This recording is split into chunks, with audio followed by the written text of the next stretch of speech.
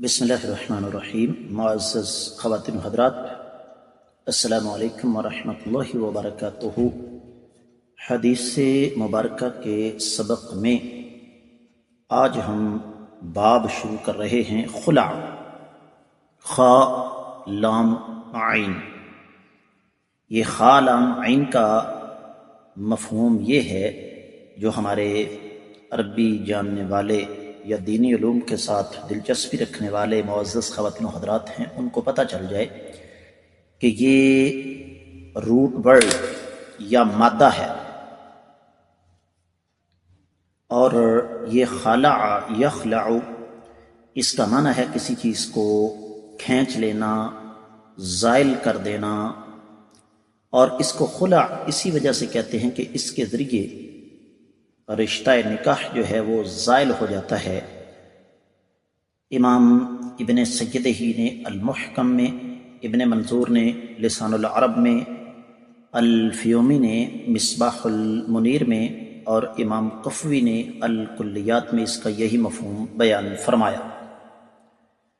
جہاں تک اس کی شرعی تعریف کا تعلق ہے تو اس حوالے سے اہل علم یہ کہتے ہیں ہوا فرقۃ بین الزوجین بالفاظ مخصوصۃ علی عوض یدفع للرجل، کہ آدمی کسی بھی عورت کا اپنے شوہر کو کچھ دے کر، کچھ قیمت دے کر، مخصوص الفاظ کے ساتھ رشتہ ازواج کو منقطع کر دینا۔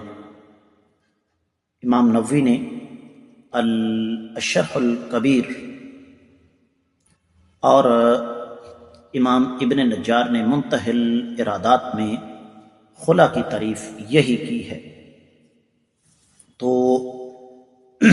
حاصل کلام یہ ہوا معزز خواتین و حضرات کہ خلع بنیادی طور پر عورت کی طرف سے ہوتا ہے، یعنی عورت یہ دعویٰ کرتی ہے کہ مجھے خلع چاہیے، اور ظاہر بات ہے اگر عورت کو خلع چاہیے تو یہ عورت اسی وقت مطالبہ کرے گی جب مرد اس کو آزاد نہیں کرے گا اور بسائے گا بھی نہیں، یعنی وہ اس قابل نہیں ہے کہ اس کے ساتھ بسا جا سکے، اور وہ اس کو آزاد بھی نہیں کرتا۔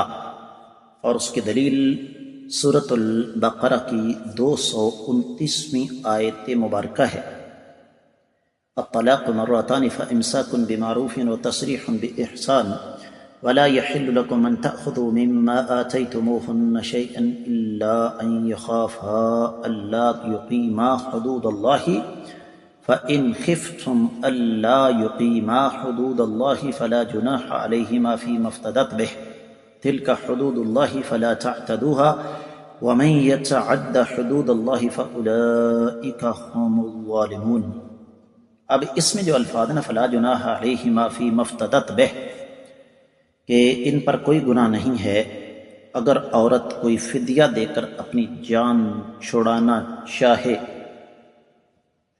تو یہاں پر ہمیں پتہ چلتا ہے کہ خلع کی حیثیت کیا ہے۔